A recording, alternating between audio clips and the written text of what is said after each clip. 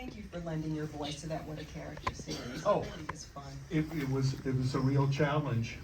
You know, whoever writes the copy for that, they want it timed to the second. And they have written 12 seconds worth of dialogue for 11 seconds worth of, it's, I've never talked so fast in my life. But I love the series, love the series. No, we love it too. All right, let's talk about Grand Hotel, Yes, ma'am. because I understand that this is one of your all-time favorite films. One of my all-time favorites, and it's perfect for Turner Classics. I saw this movie for the first time the way you should see this movie, and that's like here, in a movie theater, not on television. And at that particular time, I was in Dallas, Texas. I think it was about 1970. And a change had happened in the culture at the time. In Dallas, Texas, they had 4 TV stations, and the only place you would see a classic movie was probably on Channel 11, and that was usually with Boris Karloff. It would be a Frankenstein movie of some sort. That's it. But for some reason, they started putting classic films in large theaters for the first time. And the first movie that they did was a Greta Garbo double feature, Grand Hotel, and I think it was, I don't remember the second one, not after Grand Hotel. But the theater held about 600 people. So, you know, it was a great old theater next to the SMU campus. So everyone at SMU came to see the show. Everyone in the theater department, the music department, England, everyone was there. Everyone was buying popcorn, and I could smell it right here. And everyone watched Grand Hotel for the first time probably in this theater, and the laughter and you could feel the audience react to Greta Garbo in the scenes. And in fact, when she utters the famous line, "I want to be alone," even though she says she didn't say that, she said that she says, "I want to be let alone." But I think she does say, "I want to be alone." She got full house applause, 600 people, and my girlfriend, who I took to that movie, unfortunately took that one line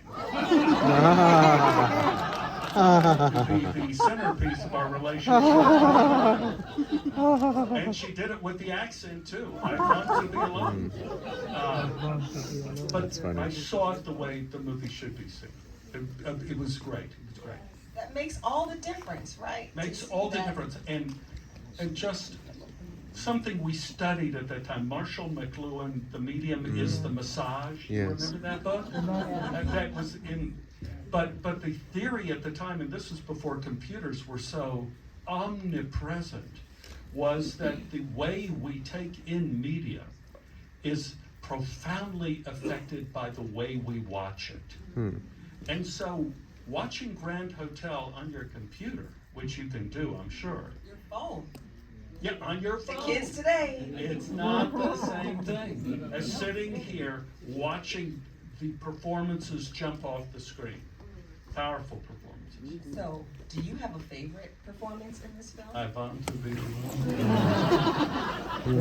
It's like when I saw Greta Garbo. I'd never seen her before except in those cartoons. You know, oh, and just as a side note, this is MGM. Watch the lion at the beginning of this, because I think there's something wrong with this He's lion. a little sick. He seems like maybe he got a little shot of the pentothal or something. He's not quite himself. And I think they recast after this film. The lion's a little like, where am I? It's not quite ferocious. But when Greta Garbo came on screen, it was electric. And the whole audience, you feel this silence that was profound, and how she did it, now her style may be too big for modern sensibilities, but I just thought it was absolutely beautiful. when I was a young man, I was teaching drama when I was 19 at Sunday school. And the drama teacher there actually was originally in the Moscow Art Theater with Stanislavski. Yes, that's how old he was. And I asked him as a young actor, could you tell me something about Stanislavski? And he goes, yes, before we went on stage, he would say, shake the ladder. I go, excuse me, what? Shake the ladder. Shake the ladder? Yes, shake the ladder. Is this some sort of spiritual exercise? No. We, in the Moscow Art Theater, we had a fire ladder off stage, and you just shake the ladder before you go on, and then you're ready to go on stage. That's method acting. When Greta Garbo comes on, it looks like she's been shaking the ladder. So one of the interesting facts about this film is that it won Best Picture at the Oscars, but it wasn't even nominated for any other category. How do we make sense of that? I don't know. The criteria must have been different. There's certainly tons of great performances in here. Maybe it's that not one person. This was the first movie I think that used Poseidon Adventure casting. They just splattered up all the stars, and we got them all in this movie. And so maybe they felt like the criteria, they wanted one actor to dominate a film, and you just have several actors. Whenever it turns to their story, they dominate the film, and you don't see anyone else for a while, and then another actor dominates the film. But it's an interesting form of storytelling. Again, this film was originally a play. It was, a novel. It was originally a novel written in German, and then it became a play, and it may have even been a play written in German and then translated into English, and then it became a film. So if you go back to Marshall McLuhan, and the medium being the massage, you have remnants of all of those media forms in this movie. I mean, you could feel the novel at work in terms of all of the scenes and the dialogue. And then you could see the play at work in the staging and the way the scenes are set up, but you experience it as a movie. So it's very interesting that way. Yeah, and visually so interesting too. The set design and the way the camera moves around. It's also stylistically really interesting. Especially, what I really loved was, if you check out the first scene, it's so interesting that they started in the hotel with these circular, all the operators on the phone trying to connect various calls, and all you get at the beginning, as I recall, is just this cacophony.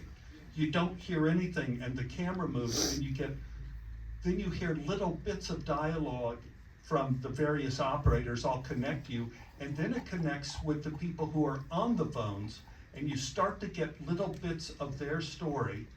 And as that goes, you get more and more of their story, and the stories are about failure, death, love, birth, all of the most important things in life. And then the edits become faster and faster, and I just thought it was an ingenious way of setting up stakes in this movie early on, at the beginning, and increasing the rhythm. So from the very beginning, they get, which could be a very, a lot of dialogue in the movie. You could have a very regular sort of rhythm, but he's already jacked up the anticipation with those opening scenes. You get involved in these characters right away, and how amazing it is to have you, one of our great character actors, talk about